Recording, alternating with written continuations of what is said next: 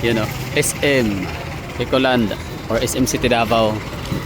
So due to my curiosity kung ano nga ba hitsura ng labas or nitong lugar na to during closing time ng SM. So labasan syempre yung mga huling customer and labasan din syempre ng mga empleyado.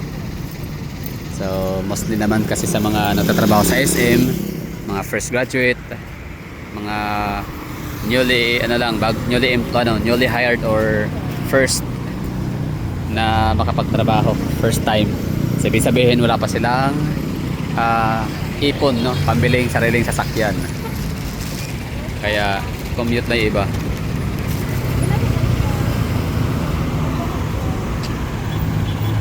So yun yung ano natin, content for today's video. So anong hitsura ng SM kapag ka peak hour.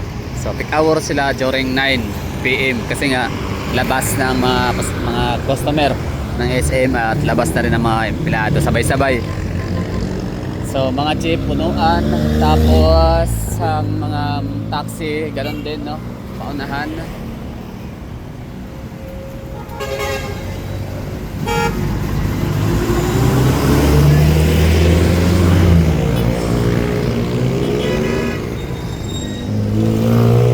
Happy Chinese New Year. So dito tayo nakatayo sa may portion kung saan nakatayo ang mga pasahero.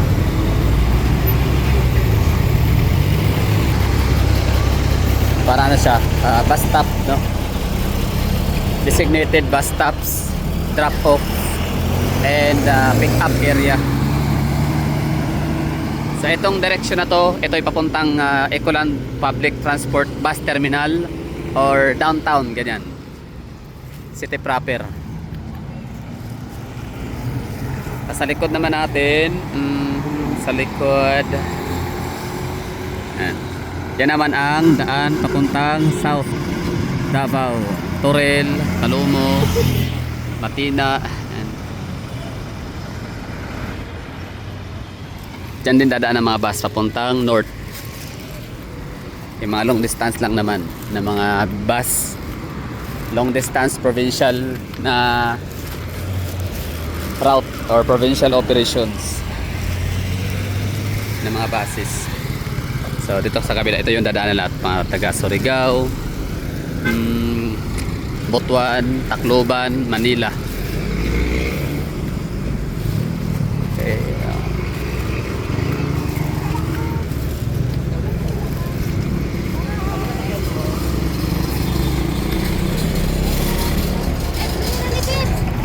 Dito tayo sa likod. Kita na natin kasi yung ganap sitwasyon dun sa unahan, sa pinaka front ng SM.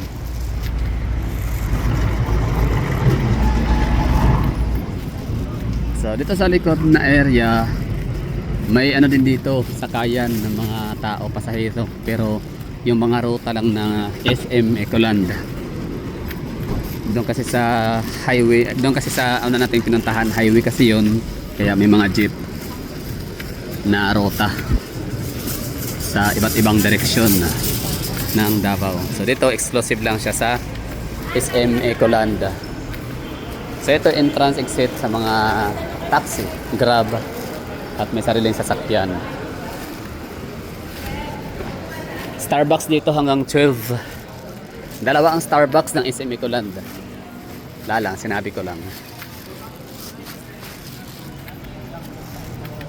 Walking vlog lang tayo dito at pinakita ko na sa iyo itsura ng SM Davao kapag ka uwian ng empleyado sa gabi. Closing time ng SM Ecoland. So busy. Siyempre mga empleyado nagmamadali uuwi para makapaghapunan o makapagpahinga kasi bukas opening sila. Opener pala, opener. 'Di ba mahirap, no, pag ano ka, nagtrabaho ka sa mall tapos closing time ka ngayon tapos bukas opening. Maganda lang kapag ka nasa Davao City ka, hindi ganoon ka hirap bumiyahe pauwi ng bahay at papuntang trabaho. Kasi hindi ganun ka traffic, no? Oo, may traffic pero sa mga traffic lights, not unless kung may mga okasyon, event, holidays, ay nagbabanggaan. So talagang pahirapan yan magpuntang trabaho. So anong kinaganda nun kumpara sa Manila for example? Kasi nga gaya nito, closer ka alas 9. Hindi ko alam kung anong oras, time check tayo. Alas 9:19 na. So closer. So ibig sabihin makalabas sila ng shopping mall, ay alas 10 sabihin na natin. Travel time 30 minutes. Kasi alas 10 wala na masyadong mga sasakyan. Tapos luwag na rin yung mga mga jeep. So around that 10, mga 10:30 nasa bahay na sila.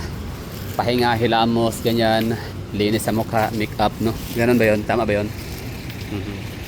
So preparation bago matulog. So mga 11:30, 10:30 makarating, 1 hour preparation before bed. 11:30 higa, pikit mata. Bilang sila ng 8 hours. Ilang oras bang tulog ng mga nagtatrabaho sa mga mall, SM? 8 hours ba? So 11:30, so 12, 1, 2, 3, 4, 5, 6, 7. So alas 7 dapat magising na dahil opening sa mga mall, di ba, alas 9 ng umaga o alas 10 pala. So tama, 7 magising ka na.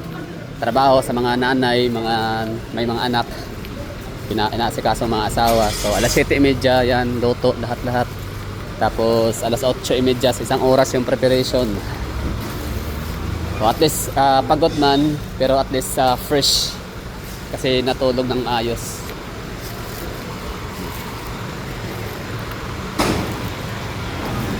So ganun talaga buhay, no? So ang buhay ay tulog at trabaho na lang. So ayun na, no? So dito tayo sa exit sa may likod sa may car park area. So ang daming tao.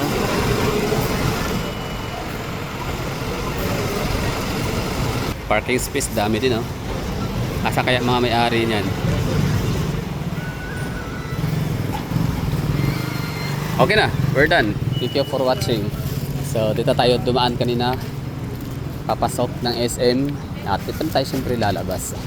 Dito daming motor, oh. Mga nakapark. Ulan init yan dyan, rain or shine.